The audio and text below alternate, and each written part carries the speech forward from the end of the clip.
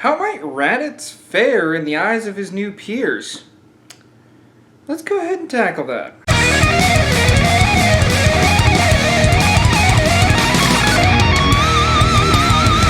What's up everybody, Stepdez here, and welcome to another edition of Dragon Ball Days. Maybe someone will make a banner for me for Christmas. It's finally time Alright, yes, Tulio, fine, I'm doing it right now. Get off the screen! Damn right. First, a quick recap. The previous wishes in this series have to do with Oolong getting a girlfriend. She might show up later. I don't know. Reviving Bora and finding out that Grandpa Gohan is long dead and therefore cannot be revived. But at least Goku got his 4-star ball after the wishes and he got a feast as a thank you. The most troublesome part about Dragon Ball was involving King Piccolo, where he wished for immortality, eternal youth, and for all of Earth's fighters to be banished from Earth. There is a positive to that though. One, Goku and Kami were still on Earth, so they were still able to deal with King Piccolo just fine. The second thing is that the Earth crew got one hell of a buff because they went to King Kai's planet and, with a bit of difficulty, most of them mastered the Kaioken technique. However, that's when Raditz shows up and puts a wrench in the plans because this is where it goes differently. Goku instructed Bulma about some gravity training that Tien was talking about from when he went to King Kai's planet, and with the dedicated gravity chamber, Goku ended up being stronger than Raditz before he got to Earth. Ugh, Raditz had to use his brain a lot. And he did. Catching Goku and the Z-Fighters off guard with his Great Ape transformation and removing Gohan's tail so Gohan wouldn't transform was genius for the elder brother to do. Sad to say, 16,000 doesn't hold a candle when you have several fighters going Kaioken times 2. And so let's continue this part with Raditz and Goku healing in everybody's favorite hospital room. Every so often, Goku is visited and several dirty looks are right at Raditz. He kinda stabbed the family in the back in the last part. However, after about the 4th visit with his wife and son, Gohan comes over to Raditz and wants to get to know his uncle a little bit. The kid's a curious child, and with all the schooling being forced down his throat by Chi-Chi, maybe he can ask a couple of questions about space. After this visit, where Gohan showed genuine intrigue for his uncle, Raditz has a couple of questions for his brother. Brother, are humans always so concerned? I mean, we're Saiyan warriors after all. Surely they're not going to bother us too long, are they? Well, they care about us. Checking up on us is just something they do, just to see how we're doing. And your brat? He seems to be the first to even consider talking to me. It just means he's warming up to you, Raditz.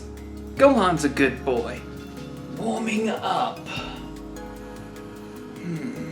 After Raditz and Goku heal up, give it about 3 or 4 months, they go back to training, and Raditz does get watched under Chi-Chi. Even though Chi-Chi doesn't want to cook for him, he's still family because this is the brother of her husband, so alright.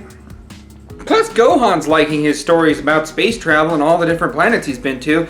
He's just leaving out the parts where he kills everybody. However, Gohan seems really intrigued and actually interested about what Raditz has to say. Maybe one day Raditz will turn over a new leaf and be an inspiration for the child. It's possible. Raditz looks at these emotions and doesn't really know what to do with them, so in order to focus on training and becoming stronger than Nappa, he just shakes them off, tries not to focus too much on what Gohan's putting out. And that's when he asks Goku about what his secret was. How was he that powerful? A Saiyan baby with the power level of 2 at birth, getting all the way up to probably 3,000? It's unheard of. That's when Goku decides, maybe this is what's gonna turn my brother to my side, and introduces the concept of gravity training. Goku takes him to Capsule Corp, and they go into the gravity chamber, Goku turning it on, and just slightly buckling, but not a lot. He's got to get used to it after being in bed for so long. However, the older brother of Goku, okay, he's feeling it, but that's when he lets out the trivia that, heck, planet Vegeta was this dense. Ah, yes. I haven't felt this kind of environment for a long time, Kakarot. This is just like our home planet. You were probably too young to remember, but planet Vegeta really felt like this all the time. It's why our babies were sent to several planets. With this kind of gravity, they grew strong as they grew up. The Saiyans train at Bulma's a few times a week, and Goku teaches Raditz how to do fishing. Yeah, the way he does it. And Raditz learns how to cook a little bit from Chi-Chi and is curious about how Gohan does his schooling. He starts getting comfy, but he's trying not to get too comfy. For you see, Raditz, even though he's been given his own wardrobe similar to Goku, he has kept his armor in one piece. Not only that, but he has relayed messages to the Saiyans heading to Earth. And, unfortunately, that means they're going to be a little more powerful than canon. I'd say Nappa would get up to about 5,500, while Vegeta would break the 20,000 barrier, much like female Vegeta in one of my other video series. However, this doesn't mean that Goku and his brother are out in the cold. Their gravity training and Zenkai boosts really add up, bringing Goku all the way up to 8,200, with Raditz close behind at 8,000. Raditz didn't want Goku to be too far ahead. He was pretty much taking hits wherever he could so he could abuse what little Zenkai boosts he can in order to close the gap with his little brother. That also doesn't mean that the Earth crew is kind of being lazy, because more Saiyans, that's kind of a difficulty. So I'd say a majority of the Z fighters do end up breaking the 4,000 power barrier. The only two I see not breaking it is Yajirobe getting to about 2,400, not too big of an increase, and little Chaozu breaking 3,000 and making it to 3,200, and mastering Kaioken.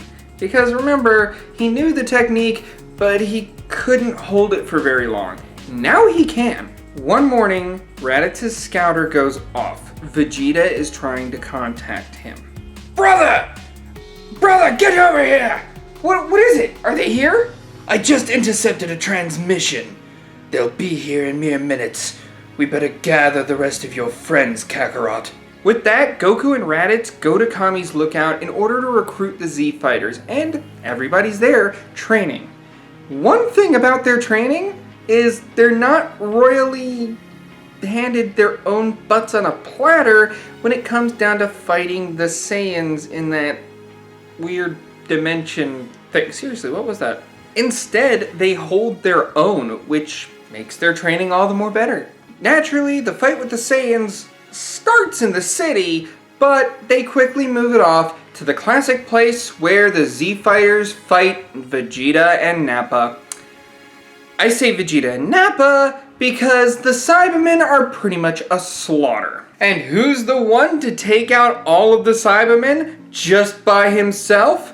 As if you have to ask. Alright, little green guys, check out my ultimate technique! My extra large spirit ball! With a spirit ball attack amplified by Kaioken, just regular Kaioken, not times 2 or 3 yet, Yamcha takes out the Cybermen with one spirit ball. Naturally, this does get the attention of Nappa, who charges in and fights Yamcha. However, just like every world tournament, Yamcha's the first to lose. Nappa is stronger here, and even though Yamcha uses the Kaioken, He shouldn't have wasted it on the Cyberman because now he's just about out of stamina. Tien has to come in and save Yamcha, knocking the big brute back, and the big brute just laughs it off. He's having fun with these Earthlings, and wait, wasn't there a little guy next to you? That's right, this wouldn't be Dragon Ball without everybody's favorite short character, except for Krillin, committing suicide, all for Mr. Tien. But this time, his plan works. Chaozu sacrifices his life in order to defeat Nappa in one vicious Kaioken-powered blast. Not only does this get rid of Nappa's armor, but this leaves the Saiyan wounded on the ground, barely able to move. On the ground near Vegeta, Nappa begs for mercy. He does not want to die here, especially after that explosion. But Tien isn't going to have that. He needs to be sure that his friend gets avenged for his sacrifice, and boom! He gets shot in the back. Raditz then confidently, with his hands smoking, floats up, goes next to Vegeta, and takes his place at the Saiyan Prince's side. Go ahead, Vegeta. Read my power level. You'll find it to be much higher than what you left me with. And much higher than this broken fool's. Go ahead. I'm not holding back anymore. Vegeta reads his power level and is shocked to find that Raditz has multiplied his old power level by 5-fold. How did your power level get that high? What is the secret? Why, of course, it was dear training with my favorite brother, Kakarot. Seems these Earthlings found a way to amplify their power through vigorous training at extended gravity. But don't worry, Kakarot. We're thankful for this information. Why don't we leave now? Nappa needs a healing machine. On the contrary, Raditz. This fool isn't worth our time. Wait, Vegeta, you don't mean... Wait, Vegeta! If I'm a low-class warrior and I'm stronger than Nappa now, imagine what his potential will be. You can't just kill him. He will be useful to us in the future. I'm sure of it. Silence yourself, Raditz. I see no potential in a fool who loses to lower-class whelps. Raditz's mind is blown because he's foolproof. He's proof that this will work. Nappa will be useful. Nappa will be more powerful. And yet, he's about to kill a Saiyan. But, you know, he's Vegeta, so he must know what he's doing. But it's not right because Vegeta's just gonna kill one of their own just because he's weak now. But he'll get stronger. But Vegeta might kill him if he doesn't do something. And that is when Raditz realizes that Earth's true power doesn't just come from training by yourself or with others. This is where Raditz realizes that Earth's true power is not giving up on your allies, staying to fight to the last breath. And he has a new appreciation for life. That the Grinch's small heart grew 3 sizes that day. After realizing what his brother had tried to show him several times over, Raditz is about to stop Vegeta, but that's when Vegeta throws Nappa through the air, just like in the anime, about to charge up and blast the bald Saiyan away. But just before the blast occurs, Raditz rams into Vegeta, making the blast miss Nappa completely. Damn you, Raditz. You better have a good explanation. Yes, Vegeta. It's quite clear now.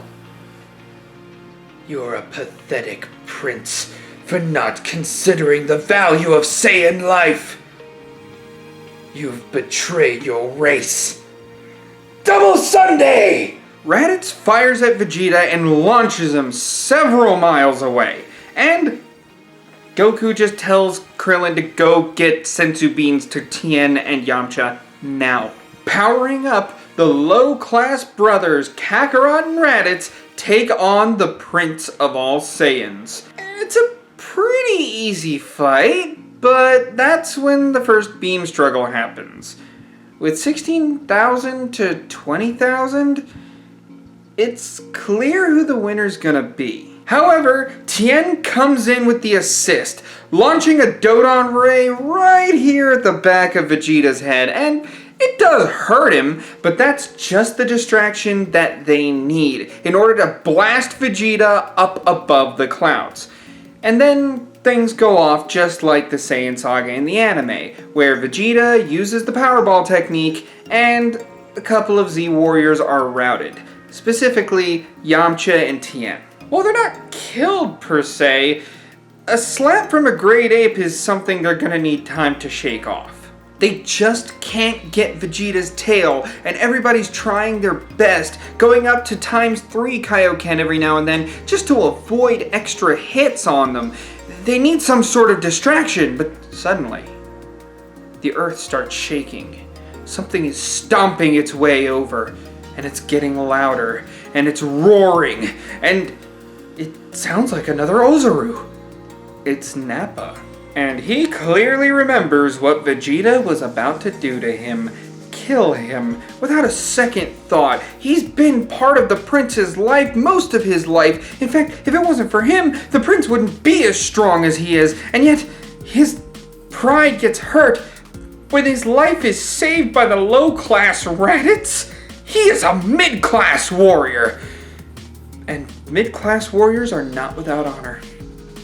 And so, Nappa, in a Great Ape Rage, goes up against Vegeta in a Great Ape Rage, giving the Z-Fighters enough time to plan things out.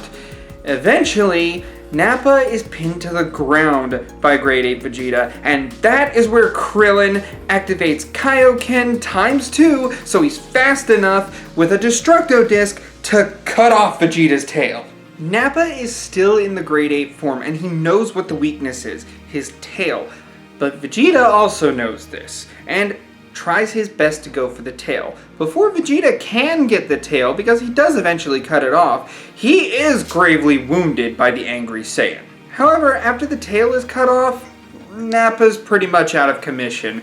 That would have drained whatever energy he had left. After Nappa reverts to normal and passes out, Goku, Raditz, Krillin, Tien, and Yamcha all gather in front of the Saiyan in order to combat Vegeta. Raditz, of course, has a demand. You can't win by yourself, Vegeta. Leave Earth and never come back. This is your only chance. Vegeta, however, he's having none of that. Cursed by his own hubris, he rampages against the Z Warriors one after the other.